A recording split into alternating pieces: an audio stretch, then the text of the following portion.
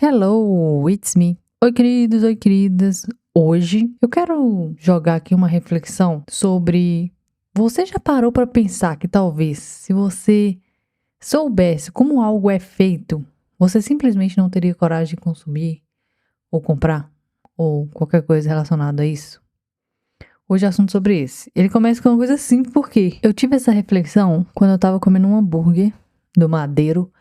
E aí eu pensei, gente, eu sempre faço hambúrguer em casa e tudo mais, e eu uso um mínimo de óleo possível, não coloco maionese, coloco pouca manteiga, coloco pouco ketchup, pouco de tudo, sabe? Uso uma carne que tem pouca gordura, enfim, faço tudo pra ser o menos gorduroso possível. E aí, na hora que eu tava comendo madeira, eu tô assim, gente, eu nem sei qual a quantidade de manteiga que colocaram aqui. Eu nem sei qual a quantidade de sal que colocaram aqui. Até mesmo as batatas fritas do McDonald's, por exemplo. Você não sabe quanto sal coloca ali. Se você soubesse, você não comeria. Entendeu? Aí eu fiquei pensando sobre isso. Eu pensei, se a gente soubesse, isso mudaria tudo, porque quando tá ali, você tá comendo e tal, você escolhe alguma coisa diferente, tudo bem? Mas quando você não sabe do que se trata, ou o que tem ali, você simplesmente aceita. E esse episódio, ele é um convite para sair desse modo automático e começar a se perguntar: se eu soubesse como isso foi feito, eu usaria? Eu comeria? Ou talvez até, pensando na questão de branding, eu apoiaria essa marca? Então, o que tá virando voz na minha cabeça esses últimos dias? Essa inquietação de pensar no que a gente de fato está consumindo.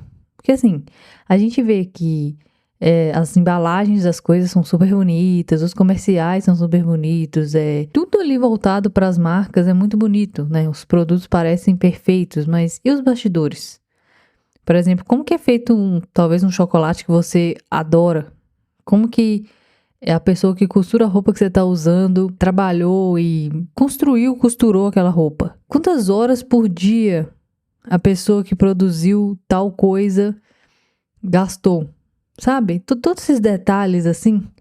E quando a gente puxa nesse fio assim, às vezes a imagem pode ser bonita, às vezes você redireciona a sua mentalidade para dar mais valor àquilo, por exemplo, uma peça de artesanato. A pessoa tá ali dedicando tempo a criar aquela peça é única, então cada nó ali que tem naquela peça foi feito pela pessoa, ela gastou tempo, ela teve ali aquela dedicação, então nesse ponto a gente começa a dar mais valor às coisas. Mas é um passo que também tem a questão da indústria, que faz as coisas de forma exacerbada e pode ser que utilizam pessoas para fazer aquilo ali girar de forma mais rápida e não valoriza as pessoas, entendeu? Então tudo isso gira em torno dessa valorização do que, se você soubesse, você ainda consumiria, e o que você vai saber se você procurar saber. Uma vez eu descobri uma marca que eu consumia, de cabelos mesmo, e eu percebi que eles faziam teste com animais, então isso me frustrou bastante. Eu parei de consumir a marca, porque, cara, não vai de acordo com meus valores, sabe? Pode ser que hoje em dia eu consuma alguma coisa que faça teste de animais e eu não sei, pode ser, mas se eu souber, eu vou parar, entendeu? De consumir. Tem tudo isso, né? Não só isso, mas talvez assim, você vai a fundo e para saber de uma empresa e o ambiente é tóxico, as metas são impossíveis, as pessoas são doentes emocionalmente. Tem coisa que ninguém mostra, né? Mas muda completamente a forma que você enxerga o que você consome. Se você pesquisar, ter essa curiosidade e ir atrás. E, para não achar que isso era coisa da minha cabeça, eu fui atrás de dados científicos para ver se outras pessoas, cientistas, têm estudado sobre isso. Então, eu vi um estudo publicado no ano passado, 2025, e ele investigou o que leva os jovens a evitar as marcas que são envolvidas em práticas trabalhistas abusivas. Então, assim, a pesquisa ela foi feita com base em objetivos desenvolvidos de forma sustentável pela ONU, então, tipo assim, é uma pesquisa fundamentada e trata de um trabalho decente e radicado sobre o trabalho escravo moderno. Então, assim, eles usam essa análise de componentes principais e regressão linear múltipla para entender o comportamento do consumo ético. que eles descobriram? Que o maior fator de rejeição a essas marcas não era a idade, não era a renda ou experiência internacional, era o envolvimento com causas sociais. Então, ou seja, quanto mais você se importar com o mundo ao seu redor, quanto mais você se envolver em projetos sociais, voluntários, tanto você como a sua marca, né? Ou simplesmente buscar essa informação, mais você tende a fazer escolhas éticas, mais você tende a ter empresas humanizadas e que as outras pessoas valorizam isso, né? O estudo também mostrou que o consumo consciente ainda é baixo. Por que é baixo? Porque falta informação. Muita gente não sabe nem por onde começar. E é por isso que a transparência nas cadeias de produção é tão essencial. Tipo, as empresas mostrarem de fato o que acontece, como que é feito. Tem algumas ferramentas que ajudam, tem os próprios QR Codes nos produtos que ajudam. Tem campanhas que fazem, que também educativas, que ajudam o consumidor a entender de fato quem fez, em que condições que fez e qual o impacto disso. E a partir disso, tomar decisões mais alinhadas com seus valores. Então, assim, quando eu estava pedindo aquelas feiras que vinham na minha casa, tem todo esse cuidado no e-mail do próprio fornecedor, falando, foi criado os produtos pelo senhor tal, que é um produtor. Aí contando a história dele, sabe? Então, isso é muito importante, eu valorizo esse tipo de coisa. Então, por isso que me fez muito bem as feiras que vinham na minha casa, sabe? Eu gostei muito desse processo. Então, voltando ao estudo, eu vou colocar esse estudo na descrição para quem quiser ler mais, aprofundar no conhecimento, mas é um estudo que fala basicamente disso. Mostrando esse consumo consciente baixo, mostrando como o estudo foi feito, quais foram as análises e no que eles chegaram aqui, que eu dei basicamente só um resumo mesmo do que é.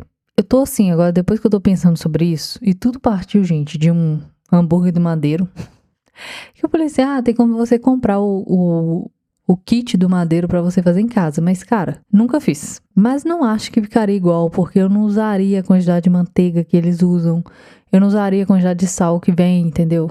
Tem várias coisinhas que eu sei que não ficaria igual, mas então assim, eu tô no surto de ler tudo, ler os rótulos, pesquisar da marca, caçar quem tá por trás, quem que é o dono, como que aquilo foi feito, sabe? Questionando tudo.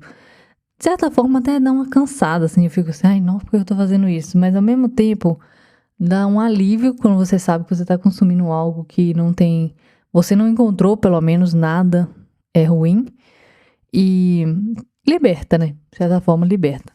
Saber demais, de certa forma, sobre qualquer assunto pode ser desconfortável, mas não saber também tem aquele risco, né? Que pode ser maior do que você pode imaginar, porque você não tem informação. Eu tenho feito isso recentemente, tô compartilhando com vocês meu surto da vez. E eu não tô aqui também, tipo, pra dizer pra você, vira vegana, anda descalço, deleta a internet, não fica nas IAs, não tô falando isso. Tô aqui pra dizer só que você tem que saber. Você merece saber. E saber muda tudo. Saber pode te dar poder. Poder de decidir, poder de não querer mais, poder de querer outra coisa. E às vezes pode ser ruim você saber, por mais que, eu amo aquela marca e tal. Saber pode ser ruim porque acaba que você vai se questionar. Mesmo sabendo que é ruim, eu vou continuar consumindo? Mas também pode te libertar, então você tem que meio que escolher. Se você quiser continuar consumindo tal coisa, tudo bem. Mas que você tenha essa consciência, sabe? Eu acho que o que eu mais queria dizer aqui é essa consciência. De não só, tipo, viver no automático, mas ter a consciência de fato do que você tá fazendo, consumindo. Isso traz, com certeza, clareza, né? Então é isso, gente. Hoje eu vim falar basicamente sobre isso. Essa semana tá bem busy aqui pra mim, mas acredito que é pra todo mundo, não só pra mim. Mas começou o ano, né? Pau na máquina. E é isso. Você me conta no Instagram lá qual marca você deixou de consumir depois que descobriu o que aconteceu nos bastidores.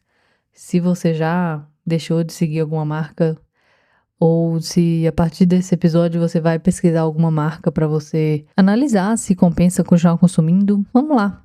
Vamos falar sobre isso. Vamos virar essa voz. É isso, gente. Bye, bye. Até o próximo episódio.